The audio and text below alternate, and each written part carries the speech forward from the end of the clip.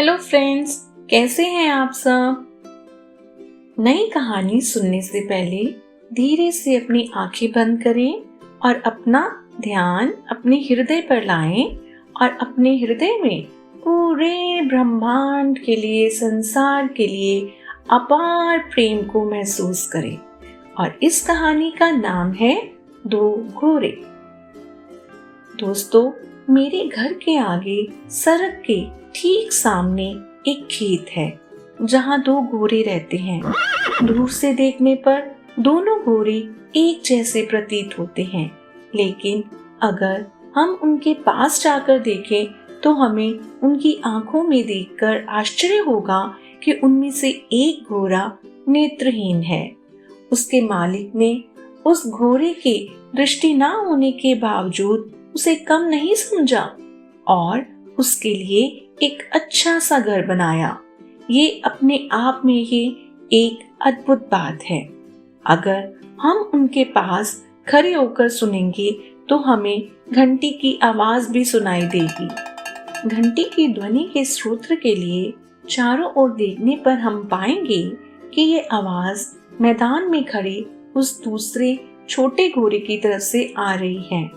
उस छोटे घोड़े की लगाम में एक छोटी घंटी लगी हुई है। इस घंटी की आवाज से उसके नेत्रहीन दोस्त को पता चल जाता है कि उसका दोस्त कहाँ है, ताकि वह उसका अनुसरण कर सके। जैसे ही हम खड़े होकर इन दो दोस्तों को देखते हैं तो हम पाएंगे कि घंटी वाला घोड़ा हमेशा नेत्रहीन घोड़े पर नजर रखता है और नेत्रहीन घोड़ा हमेशा घंटी को सुनकर धीरे धीरे उस दूसरे घोड़े के पीछे पीछे चलता है, उस पर भरोसा करते हुए कि वह उसे सही राह पर ले जाएगा। जब घंटी वाला घोड़ा हर शाम खेत की ओर लौटता है तो वह कभी कभार रुक जाता है और पीछे मुड़कर ये सुनिश्चित करता है कि उसका नेत्रहीन दोस्त घंटी सुनने के लिए बहुत पीछे तो नहीं है। इन दो घोड़ों के मालिक की तरह ही हमारे ईश्वर भी हमारा साथ कभी नहीं छोड़ते। चाहे हम कितने भी नाकाबिल हों या हमारे पास समस्याएं और चुनौतियां हों, वह हम सब पर नजर रखते हैं और जरूरत पड़ने पर हमारी मदद करने के लिए दूसरों को हमारे जीवन में भेजते हैं।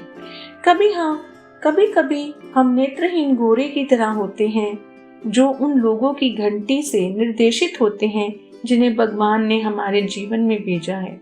और कई बार हम उस मार्गदर्शक घोड़े की तरह होते हैं जो दूसरों को अपना रास्ता खोजने में मदद करते हैं।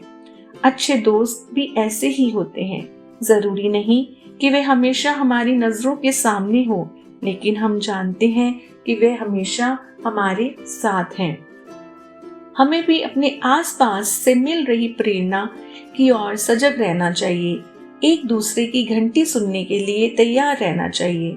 उदारता की हद तक प्यार कर, हृदय की गहराई से सहायता कर और हृदय से दयालु बन हम हमारे और दूसरों के जीवन को पूरी तरह से आनंदमय बना सकते हैं, क्योंकि हम दृष्टि से नहीं, विश्वास से चलते हैं। आपके हृदय में वह विशाल समुद्र है जिसे हम प्रेम कहते हैं और उसकी चाबी आपके ही हाथों में है।